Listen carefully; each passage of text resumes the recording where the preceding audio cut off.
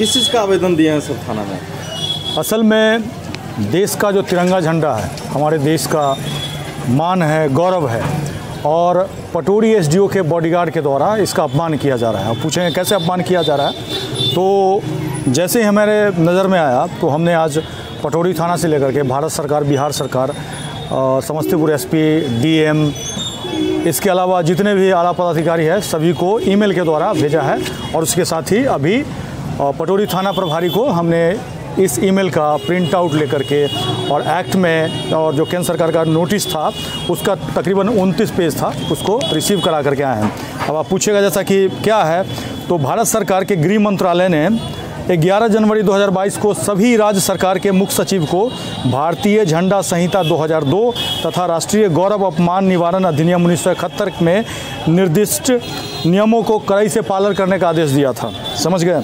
और उसमें जो प्रेम प्रकाश अवर सचिव है, भारत सरकार ने राष्ट्रीय झंडे के सन प्रदर्शन पर लागू होने वाले कानूनों, अभ्यासों और परंपराओं के संबंध में जनता के साथ साथ भारत सरकार के संगठनों और एजेंसियों में भी जागरूकता का अभाव देखा।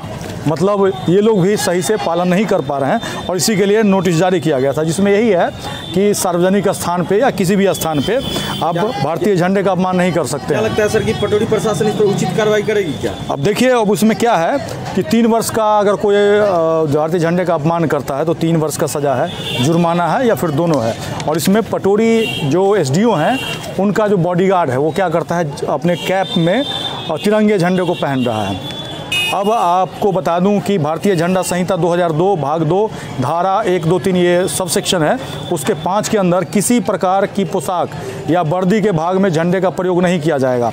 न ही तकिया, रुमालों, नैपकिनों अथवा किसी ड्रेस सामग्री पर इसको काढ़ा या मुद्रित किया जाएगा, ऐसा लिखा हुआ है। और यही नहीं, मैं और हमारा एक मित्र जो है जिसका नाम हमने इसमें दिया है, उन्होंने 4 जनवरी 2022 को 1:45 पे उस बॉडीगार्ड को कुर्सी पर बैठने के दौरान कुर्सी से उस कैप से झाड़ते हुए देखा था, जो कहीं ना कहीं अपमान है झंडे का। क्या लगता है सर कि पटोरी प्रशासन इस पर उचित कार्रवाई करेगी क्या? अब उनको इस एक्ट की जानकारी नहीं है, उन्होंने कहा इसको पढ़ेंगे, उस पे के आगे जो भी कार्रवाई होगा हम करेंगे। क्या उम्मीद क्या लगता है सर? अब उम्मीद तो यही लगता है कि भाई लोगों में जागरूकता की कमी है, जो सरकार की तरफ से एक्ट भेजा जाता है उसको पढ़ते नहीं हैं। ऐसे पटोरी थाना प्रभारी ने कहा था कि वो पहन सकता है, ऐसा उनको ऐसा लगता है।